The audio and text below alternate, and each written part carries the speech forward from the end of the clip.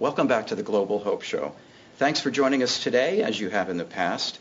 And a primary feature of the way we talk to each other on this show and the way we talk to you and the way we invite you to be part of this conversation is that we are not sponsored by a company, a point of view, a corporation. We are members of the community, members of the academic and larger community here in Hawaii. And we bring up subjects that are important to us with the through line that they'll be important to you and that they connect at a global level, that very many of the same important issues run through each of our topics. With that in mind, thanks again for joining us, and we'll get going. Well, let's start by introducing our panel today. I'm Corey, a community member. I'm Eric Warseski, a current student at Hawaii Community College and veteran for peace. My name is Matt McNaugh. I'm a philosophy student here at UH. I'm also Corey. I'm a UH student. I'm Saul. I'm a student here. My name is Jared, and I'm a student here. Okay, well, there's a couple things that have been happening recently, a couple major issues that we should look more carefully at. Is there anything that anyone would like to bring to the board? If I can jump in, I'd like to talk about Kulani a bit.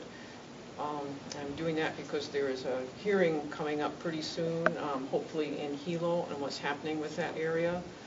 And there are three things going on. One, I think, is really wonderful. They're expanding the natural area reserve there and preserving the native forest, which is real important because it's at high elevation, that area, and that's kind of a last refuge for our native birds, because at lower elevations there's mosquitoes that carry avian malaria, which the native birds don't have any resistance to. So this area is real important.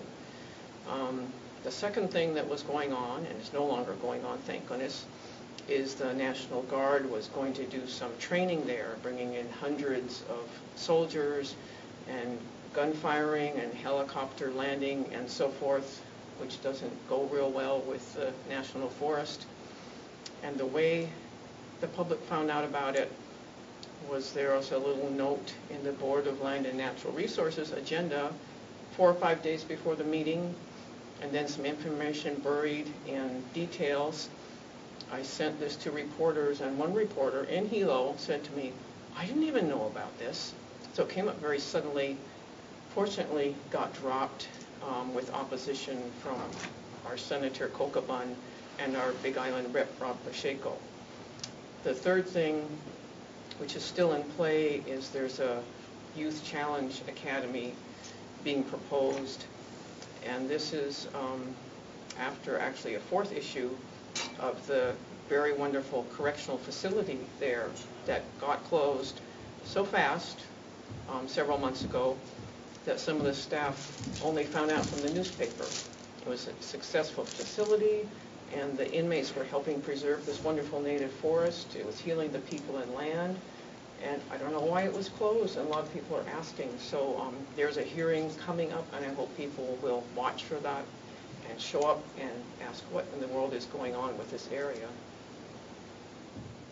Yeah, it's pretty disturbing exactly how much flies under the radar and how little we really know about what's going on our own island, and how easily people can slip things by the public as a whole. It happens more often than we know, I'm sure. There's also some legal action taking place to stop this Youth Challenge Academy from going forward. So just watch for it in the paper. What's the argument against it? Well, a lot of people are hoping to have that original correctional facility reopened, and there's a rumor that it may be. The Youth Challenge Academy,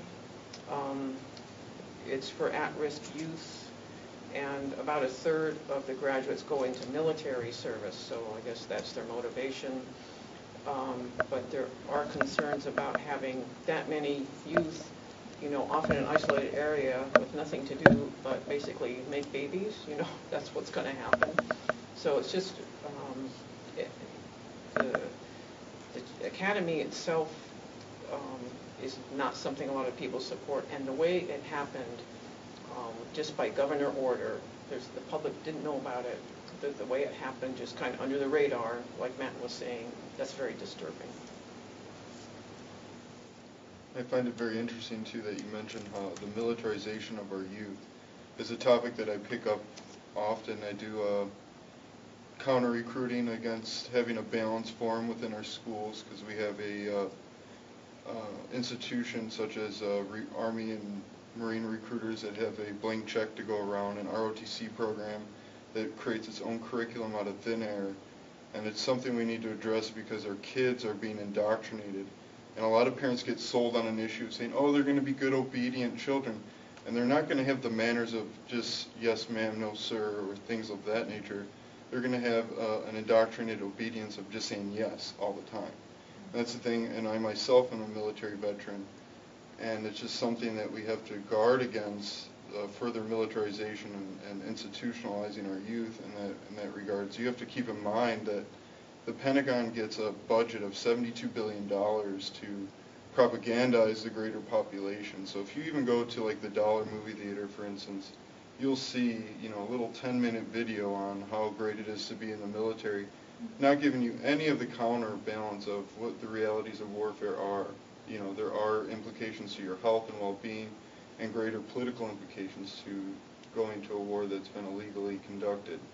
So, this is just another thing we need to really look at. Another aspect is, do we want further militarization in our institutions that are supposed to be rehabilitating us, not making us just obedient citizens and a type of obedient mannerisms that we don't want our youth to just be indoctrinated in. So, Didn't we just surpass last year's, this is the highest death toll, or the highest death toll year in the conflict?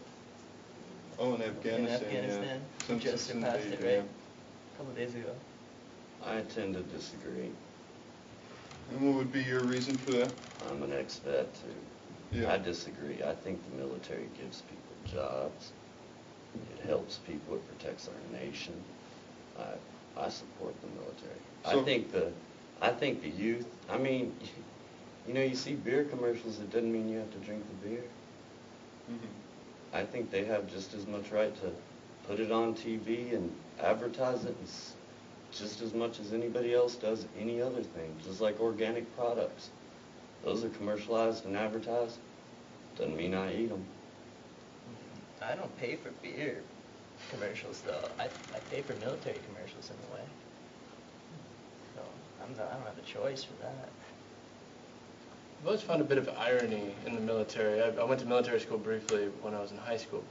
And you get ahead by being an excellent follower. The propaganda about the military is like become a strong leader and win glory for your country and things like that. But really the way that you get ahead in the military is by doing exactly what you're told all the time. It's just following orders, and I'm not saying anything bad about the military personally. I'm not saying that people within the military have a dubious plot to, kill the innocent people in a foreign country. I'm talking about a larger, broader foreign policy that has been perpetuated by corporate interests that have hijacked our government through illegal lobbying. But millions of dollars are going to our representatives all the way up into the executive branch, and it's further had its insidious influence in our judicial branch as well over the decades of this occurring. You could refer back on January 16th, 1961, President Dwight D. Eisenhower in his farewell address said we had a military-industrial complex, leaving out congressional in that definition, meaning that Congress has been bought out by armament industry. That's been a known fact for decades. So you need to know, just following orders wasn't an excuse for the Nazis that got hung at for the Nuremberg trials. They could not just say, oh, I was just following orders. You have to know, because the first part of your oath, serving in the United States military, any public service, is I will defend the Constitution against all enemies, foreign and domestic. That is first part of your order. So I just had to just say that. And what's it going to benefit when you have an outrageous amount of PTSD rates coming from returning veterans? You have a massive suicide epidemic going on. You have a VA that's budget's been cut since the Bush administration. And they're not supporting our troops by not supporting the veterans that come back and need to be taking care of what our safety net programs that are supposed to be there for us. If they're going to do that to the veterans, it's no surprise to me why they're going to curtail stuff for social services for the general public. So these are just connecting the dots that the military community experiences as well as the greater public. So it's a thing we must all be aware of.